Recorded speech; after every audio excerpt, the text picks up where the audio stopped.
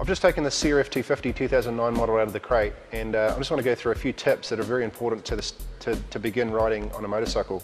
The first thing you need to probably look at is the owner's manual and competition manual. This gives you vital information just to understand how a motorcycle is tuned and developed and set up. Handlebars are a vital part of the motorcycle and position. I like to change my standard handlebars to a set of tag T2 taper bars. The reason for that is these are a lot stronger, so if you do happen to fall down on a corner, these will hopefully not bend. Also, the other reason is it gives you a little bit more flexibility in the handlebars, which for me cures arm pump. The other thing is grips. I prefer the tag grip, which is a little bit bigger than a standard grip. Obviously I've got big hands, so it works for me and it suits me down to the ground. When it's raining or it's wet, you're on a trail ride, just wire your grips in 3 positions. Every set of grips normally has wire positions that you can actually wire the grip on, and it's an important part of the setup of the bike. Another vital part, and probably the most important part in a motorcycle, is the suspension setup. Inside your owner's manual, it explains about how to set a motorcycle up for a rider's weight. The key component that is necessary for motorcycles is actually the spring, to get the spring rate right for each rider.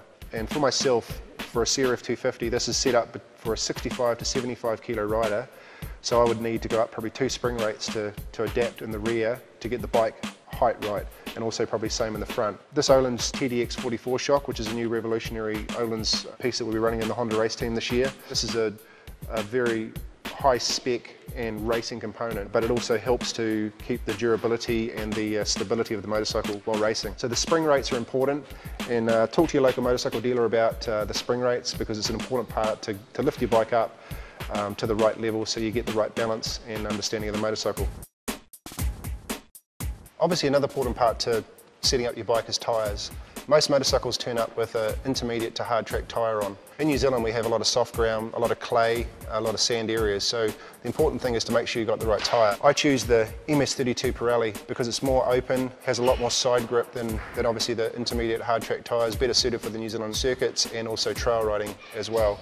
Also the rear, we use the MS32. It's a durable tyre that suits most common ground right throughout the country. Tyre pressures, we always run between 14 and 16 depending on a rocky track or a rocky area to obviously a softer clay and sandy area.